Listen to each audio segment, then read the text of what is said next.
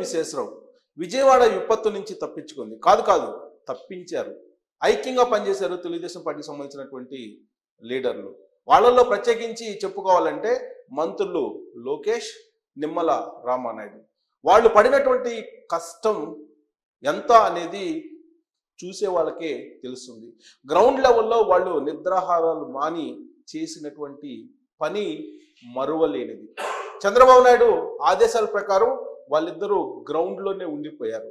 వర్షం పడుతున్నా కానీ అలానే ఉన్నారు, బురదలోనే నడుస్తూ ఉన్నారు. బుడమేరు కాలంలో పడినటువంటి గండ్లను పూడ్చేటువంటి ఒక యజ్ఞం చేశారు వాళ్ళిద్దరూ. ఆ యజ్ఞంలో సక్సెస్ అయ్యారని చెప్పి చెప్పొచ్చు. 2 గండ్లను పూడ్చడం అనేది ప్రవాహాన్ని ఆపడం అంత ఈజీ కాదు. అలాగే 3వ గండిని పూడ్చడానికి ఆర్మీతో కోఆర్డినేట్ చేసుకొని వాళ్ళు చేసినటువంటి ప్రయత్నం మరువలేనిది. వాళ్ళు చేసినటువంటి మహాయజ్ఞం అని చెప్పి చెప్పుకోవాలి. ప్రత్యేకించి వాళ్ళిద్దరి గురించి ఎందుకు చెప్పుకోవాల్సి వస్తుంది అని అంటే, లోకేష్ గురించి అనేక రకాలుగా వైఎస్ఆర్ కాంగ్రెస్ పార్టీ మాట్లాడింది. కానీ ఆయన ఒక చరిత్రను సృష్టించారు. మంగళగిరిలో తెలుగుదేశం పార్టీ ఆవిర్భావం తర్వాత నుంచి 2024 వరకు ఎప్పుడు కూడా అక్కడ గెలవలేదు. కానీ లోకేష్ అక్కడ తెలుగుదేశం పార్టీని గెలిపించారు. తెలుగుదేశం పార్టీ లోకేష్ని గెలిపించడం కాదు, లోకేషే తెలుగుదేశం పార్టీని అక్కడ గెలిపించారని చెప్పి చెప్పుకోవచ్చు. ఒక రికార్డుని సృష్టించారు ఆయన తెలుగుదేశం పార్టీలోనే. అంతేకాదు ఆయన గెలవటంతో పాటు యువగళం చేసి అన్ని నియోజకవర్గాల్లో ఒక రకమైనటువంటి ఉత్సాహాన్ని నింపగలిగారు. అప్పటి వరకు లోకేష్ అనేక విమర్శలను అసెంబ్లీ లోపల, అసెంబ్లీ బయట ఎదుర్కొన్నారు. ఆయనే గెలవలేదు, ఆయన గెలిపిస్తారట యువగళం చేసి అని ఇలా ర్యాగింగ్ చేసినటువంటి వైఎస్ఆర్ కాంగ్రెస్ పార్టీ లీడర్లు అనేక మంది ఉన్నారు. వాళ్ళకి సూటిగా 24 ఎన్నికల ఫలితాలతోనే ఆయన సమాధానం చెప్పారు. సంక్షోభం నుంచి అవకాశాలను అందిపుచ్చుకోవాలి అనేది చంద్రబాబు నాయుడు యొక్క సూత్రం. ఆ సూత్రాన్నే లోకేష్ పాటించారు. తండ్రి బాటలోనే నడిచారు. సంక్షోభం నుంచే అవకాశాలను అందిపుచ్చుకోవాలి అనేది ఆయన కూడా పాటించారు అని చెప్పి అనిపిస్తూ ఉంది.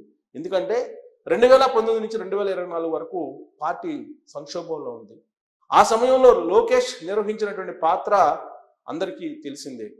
2024 వరకు ఆయన పార్టీని ముందుకు నడిపించడానికి యువగళం ద్వారా ఎలాంటి ప్రయత్నం చేశారో మనందరికీ తెలుసు.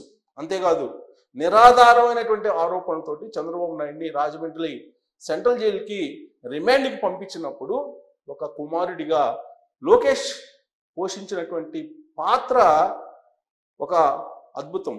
ఢిల్లీ నుంచి రాజమండ్రి వరకు ఆయన నడిపినటువంటి రాజ్య నీతిజ్ఞతకు సంబంధించినటువంటి అంశాలు ఏవైతే ఉన్నాయో అవి ఆయన యొక్క పరిణితిని చూపించింది, నిరూపించింది కూడా. అప్పటి వరకు ఆయన్ని పప్పు అన్నటువంటి వాళ్ళే కాదు కాదు అదొక నిప్పు అని చెప్పి లోకేష్ గురించి మాట్లాడుకునేటువంటి పరిస్థితికి తీసుకొచ్చింది ఆ సంఘటన. ఆ తర్వాత 2024లో అధికారంలోకి వచ్చారు.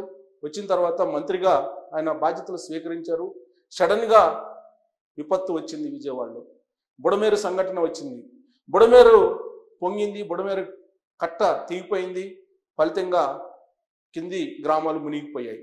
ఆ సందర్భంగా చంద్రబాబు నాయుడు నిద్రాహారాలు మాని నీళ్లలో బురదలో నడుస్తూ ఉంటే, మరోవైపు లోకేష్ అదేవిధంగా అర్ధరాత్రి అని కూడా చూడకుండా ఆయన నీళ్లలోనే దిగి మంగళగిరిలో ఉండేటువంటి ప్రజలను తొలుత పరామర్శించి మంగళగిరి వాసుల్ని సురక్షిత ప్రాంతాలకు చేర్చి బుడమేరు ప్రాంతాల్లో వరదల్లో చిక్కుకున్నటువంటి ప్రజల వద్దకు వెళ్ళారు.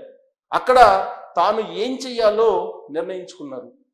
చంద్రబాబు నాయుడు చేస్తున్న దానికి భిన్నంగా ఆయన వ్యవహరిస్తూ బ్యాక్ ఎండ్గా ఉంటూ ఆయన మొత్తం బురదలో ఉన్నటువంటి వాళ్ళని, నీళ్లలో ఉన్నటువంటి వాళ్ళని బయట వేసేటువంటి ప్రయత్నం చేస్తూ ఆయన తన సహచరులని ముందుకు నడిపించారు. ఆయన గురించి చెప్పాలంటే వాస్తవంగా ఆయన పుట్టుక దగ్గర నుంచి కూడా ఒక రకంగా చెప్పాలంటే గోల్డ్ స్పూన్ తోటి పుట్టారని చెప్పచ్చు. ఆయన తాత ఎన్టీ రామారావు, ఆయన విశ్వవిఖ్యాత నట సార్వభౌముడే కాదు, రాజకీయాల్లో విప్లవం తీసుకొచ్చినటువంటి మేరు నగ ధీరుడు.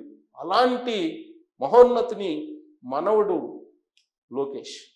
అంతేకాదు చంద్రబాబు నాయుడు సుదీర్ఘమైనటువంటి రాజకీయ ప్రయాణం, పైగా ఆయనకు ఊహదలిసినప్పటి నుంచి ఆయన తండ్రి చంద్రబాబు నాయుడు ముఖ్యమంత్రిగా ఉన్నారు.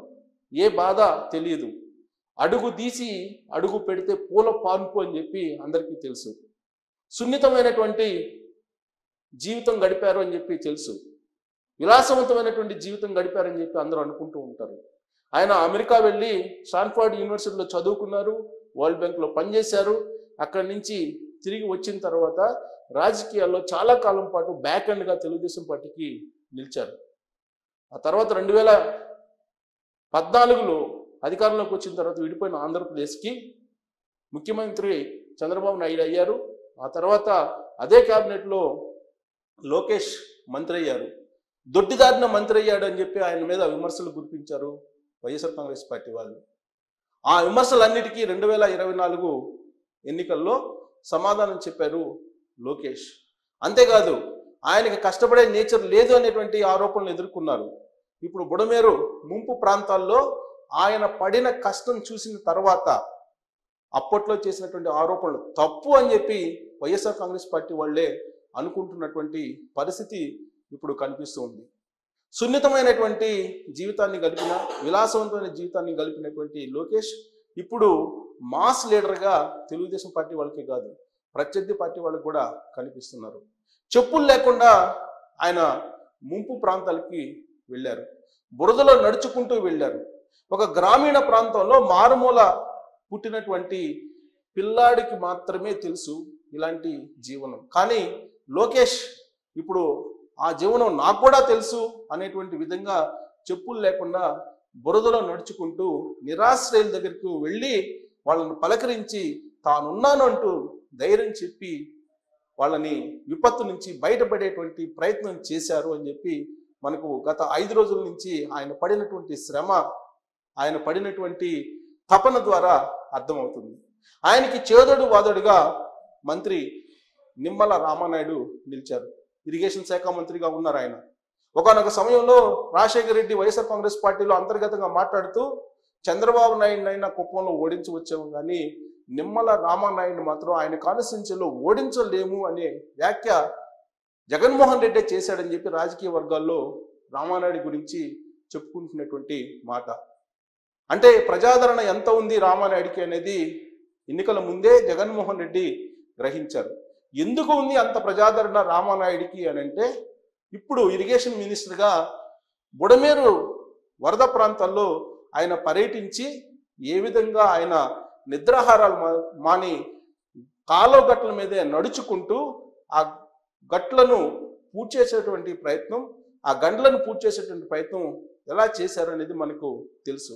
అందరిలో ఒకటిగా మమేకం అయిపోయి అక్కడ పలుగు పట్టుకున్నారు, పార పట్టుకున్నారు. ఆ గండ్లను పూర్తి చేసేటువంటి ప్రయత్నం చేస్తున్న వాళ్ళకి ఈయన కూడా కలిసిపోయారు. సో దీన్ని బట్టి ఆయన ప్రజల్లో ఎంత తలలో నాలుగులాగా మెలిగారో రామానాయుడు అనేది మనకు అర్థమవుతుంది.